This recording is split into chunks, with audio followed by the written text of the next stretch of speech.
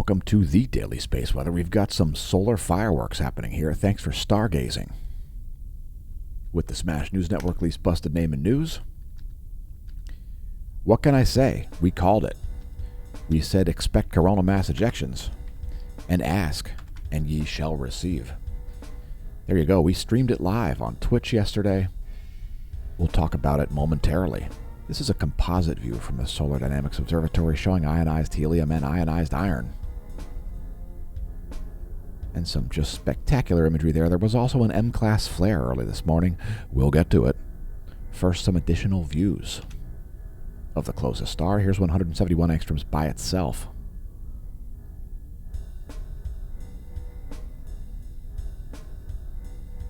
And that's what happens when you immerse yourself in the data, folks. You sometimes receive answers to questions and not even asked. The radio flux now up to 171 solar flux units. And for you new viewers out there, the radio flux is a very proportional measurement to sunspot number. The radio flux emanates from the upper chromosphere and lower corona, this area right about here. And there is the one-year chart to put the radio flux in context. It's this black line. You can see how proportional that is to the red line below it, which is the sunspot number. A solar flux unit is equivalent to 10,000 joules of radio flux density. So you can see we're approaching the solar cycle 25 radio flux highs, which were 180 solar flux units. Again, now we're up to 171. And there's a space weather enthusiast dashboard not forecasting any geomagnetic storms or geomagnetic unrest over the next 3 days. And let's move on to take a look at the last 4 hours of Earth's geospace. So this is Earth's magnetic moment from space. And when a solar proton arrives, it must make a decision at Earth's magnetic moment. This is the reason why we must measure the solar wind at Lagrange point 1. A much greater distance away from Earth. Anyway, that's the last 4 hours. You can see some striations happening there in the magnetohydrodynamic pressure. Next, Earth's magnetic moment from the ground. This is ground geospace magnetic perturbations. And again, we've got some variations happening recently in the solar wind and so on. We'll get to that in a moment. That's the last 4 hours in magnetic flux density or nanotesla from Earth's surface. The KP index, a measurement of global geomagnetism, is at 2 at the moment. Geomagnetic calm conditions, and let's take a look at the real-time solar wind. So you can see these possible errors happening here. We're seeing some huge variations where the solar wind allegedly went from 540 kilometers per second down to less than 300 kilometers per second. That's a little bit suspect. We have been seeing an ongoing high-speed coronal hole wind stream here over the past 24, around 560 kilometers per second as a steady solar wind speed there. That's pretty elevated. Solar wind density here about 11.5 protons per cubic centimeter. That could be the subsiding of the coronal hole high-speed stream. Not sure if we're seeing speeds as slow as 268 kilometers per second, but that's the current data.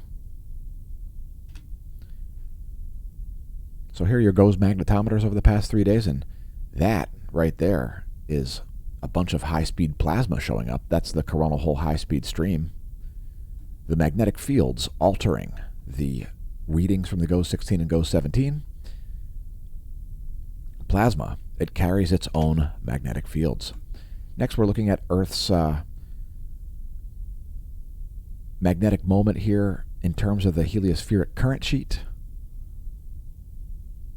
Earth lies in a South Pole current sheet shown here in red. There you go. North Pole current sheet shown here in green over by stereo B. That's stereo B right there. Here's stereo A over at Lagrangian point 5.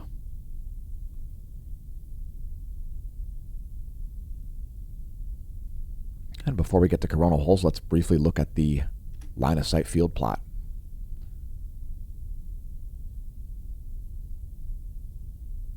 So as solar cycle 25's solar polar field reversal process occurs, we're showing it daily. some highly detailed imagery here on the channel. So next, moving to coronal holes, and we're getting some very well-defined South Pole-oriented coronal holes over here in the east. We can expect some higher speed winds coming once again in terms of the solar wind in about 4 or 5 days. As those get more and more defined, here's a great view in 193 angstroms from SDO. You can see those over on the left of the solar disk there. Quite well-defined near equatorial coronal hole regions. And for you new viewers, coronal holes are the source of high-speed solar protons. Yeah, they're blasting out solar protons.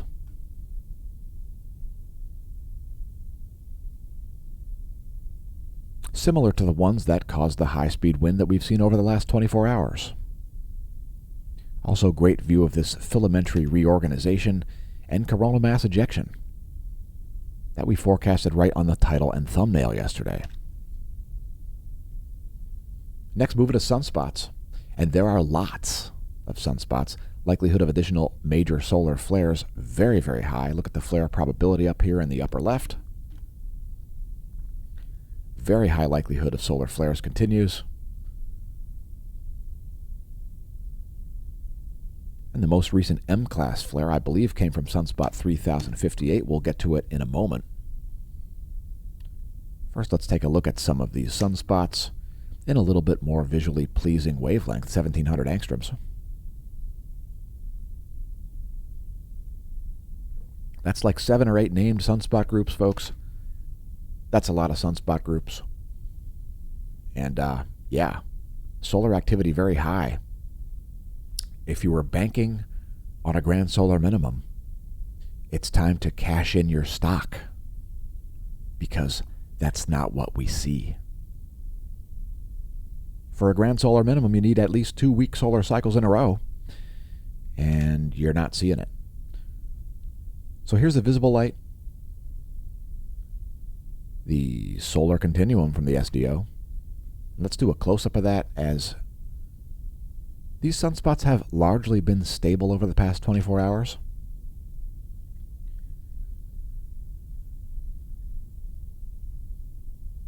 So there's that fetching view of the closest star. Once again, thanks for stargazing with us here at the Smash News Network. Least busted name in news.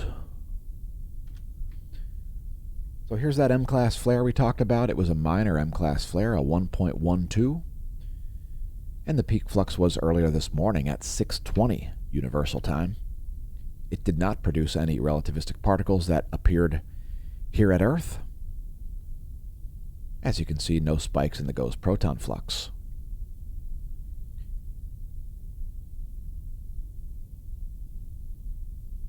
I stand corrected that M-class flare came from this sunspot region right here. We'll let that play through 2 more times for you. Also, you can see that CME and plasma reorganization happening in the northern hemisphere. Ah, yes. Facts and the most detailed imagery of the sun you'll find on the entire internet.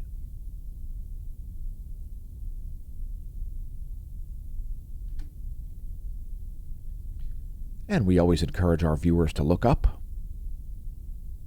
We've got multiple heavenly bodies overhead at the moment over Lehigh Valley, Pennsylvania, including Jupiter, Mars, Venus, Mercury, and the Sun, very close to each other in the perspective of Earth at the moment. Here's your solar system forecast for the next 1 week. We've got a gibbous waning moon at the moment. And in 1 week, we'll have a crescent waning moon. That's where things will be on the 23rd of July. Next, we've got some coronagraphs. And this is yesterday. And I believe one of those coronal mass ejections may have a slight Earth-facing component. So I would say this will be a glancing blow, if anything at all.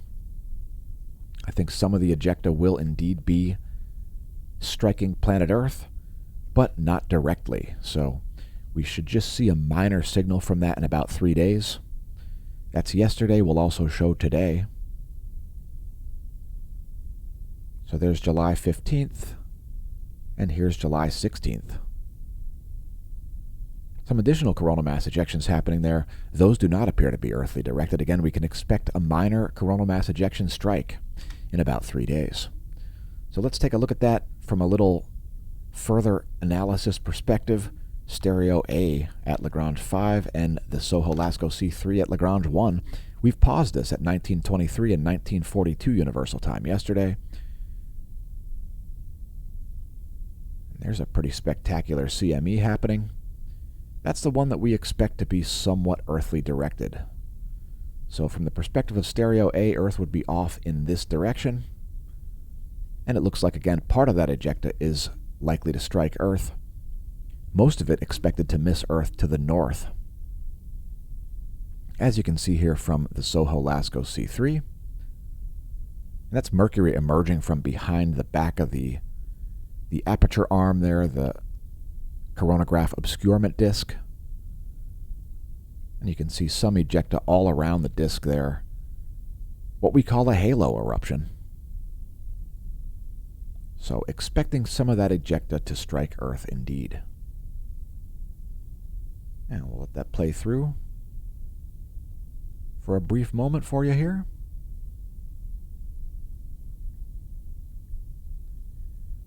Great imagery there from the coronagraphs. And folks, if you don't look, you certainly won't see. So don't forget to press like and subscribe if you enjoy the content. Thanks to everybody who's been with us the last 5+ years of daily space weather videos. Congratulations on realizing the channel exists despite the pathetic censorship on the platform and the algorithmic whatever you want to call it. Support the channel via links at smashomash.com and welcome to the Neo Renaissance. You can find us all over social media. Social media, it promotes people that are already rich and famous and doesn't really help folks like us at all. If you'd like to pick up some merch, check out the Redbubble shop. We've placed this in order of best selling. Whether these reflect our political views or not is completely irrelevant, as these products are designed to be sold to people. So we've got products here that are based on demand, not based on political views. As I don't have any political views, I'm completely apolitical, and I view everything from a pragmatic perspective. Never been a member of a political party, probably never will be. I'm wearing the hat, Mensa, Make Earth Not Suck Again. And I'm also wearing the shirt, Universum Liberate. Yep, it's the motto of the Galactic Federation Special Forces. Again, these products are in order of best selling. And thanks to everybody who's picked up merch over the years. These are largely public service messages designed to create a conversation. I would also direct you to the Smash Team page, smashomash.com/smashteam. If you aren't seeing all of our videos appearing in your video subscription feed, head to smashomash.com/smashteam and click posts, and you'll see all of our releases there, conveniently on one link. You can find that link below the video. Or again, you can just click posts at smashomash.com/smashteam. If you want to support the channel via subscription services, please consider becoming a member of the Smash Team at the gold or silver level. There's also a gold annual paid-up subscription. That's the best value of all. Thanks once again to the Smash Team.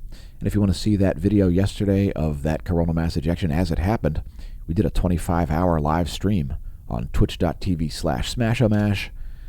We've been doing it on the regs for your viewing pleasure. So here's the view from El Teide, Spain's ground-based Hydrogen Alpha solar telescope. And you can see that filament mostly ejecting. Some of it remained intact there. It's still there. Still see that there is some filament up in this area, right in the north-central portion of the solar disk. Lots of filaments remain. Likelihood of coronal mass ejections continuing to occur remains nearly 100%. So here's some more imagery for you. It's the NASA GOES 16 SUVI. It's what we streamed yesterday for 25 hours. Talk about a great screensaver. We provided one all day at twitch.tv/smashomash.